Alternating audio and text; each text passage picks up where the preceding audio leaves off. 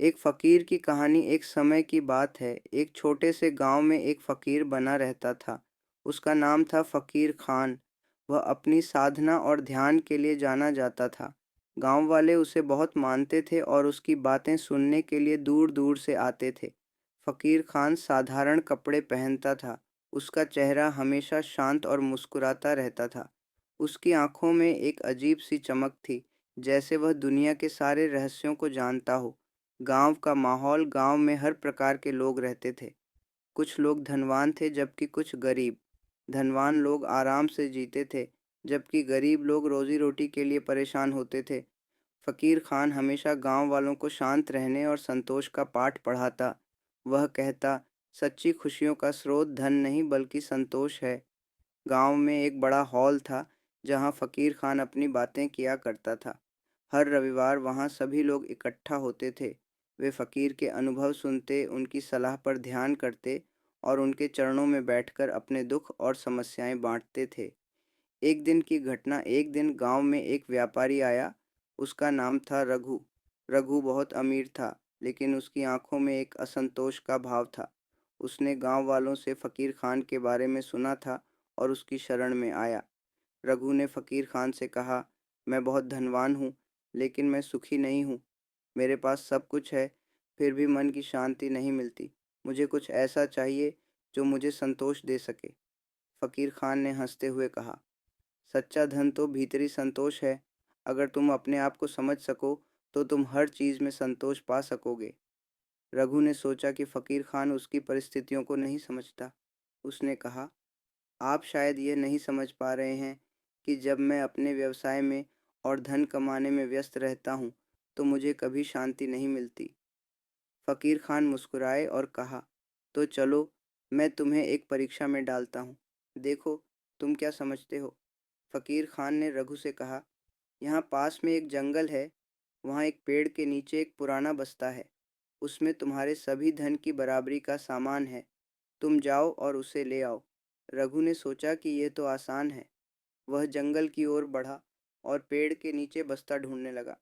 जब उसने बस्ता खोला तो उसे वहां सिर्फ कुछ पत्ते और मिट्टी मिली। उसे गहरा झटका लगा। वह अनमना सा वापस फकीर के पास लौटा।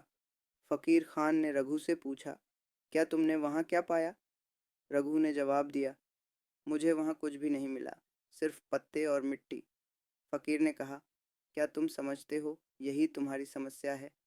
तुम बाहर की चीज़ों के पीछे भाग रहे हो, जबकि सच्चा सुख तुम्हारे भीतर है। तुम केवल दाखिल होकर अपने भीतर की खुफिया को समझ नहीं पा रहे हो। रघु सोच में पड़ गया। वह समझने लगा कि अब तक उसने केवल धन और संपत्ति को ही सुख का साधन माना था। फकीर ने आगे कहा, सुख सबसे पहले तुम्हारी आत्मा में होता है। जब तुम अपने भीतर की गहराइयों को समझोगे, तभी तुम सच्ची शांति प्राप्त कर सकोगे। रघु ने घर लौटकर अपने जीवन के बारे में सोचना शुरू किया। उसने ठान लिया कि वह केवल धन कमाने के लिए नहीं बल्कि अपने आसपास के लोगों के लिए भी कुछ करेगा। उसने गांव में विभिन्न सामाजिक कार्य शुरू किए। वह गरीबों की मदद करने लगा और अपनी संपत्ति का एक हिस्सा दान करने लगा। धीरे धीरे रघु ने महसूस किया कि जब उसने दूसरों की मदद की, तभी उसे सच्ची खुशी मिली। उसकी आंखों में संतोष की चमक लौट आई। उसने फ़कीर खान का आभार व्यक्त किया और उनसे शिक्षा लेने के लिए नियमित रूप से आने लगा। फ़कीर का संदेश। फ़कीर खान ने रघु को समझाया, सच्चा सुख तभी मिलता है जब हम अपने से बाहर निकलकर दूसरों के बारे में सोचते हैं। धन ही सब कुछ नहीं है। हम सब एक दूसरे के साथ जुड़े हुए हैं। जब हम दूसरों की भलाई के लिए जीते हैं, तब हम खुद अपने लिए भी खुशियाँ प्राप्त करते हैं। रघु अब गांव में सबसे प्रिय व्यक्ति बन गया था। उसकी उदारता और सेवा भाव ने सबके दिलों में एक विशेष स्थान बना लिया। लोग उसे एक मिसाल मानने लगे।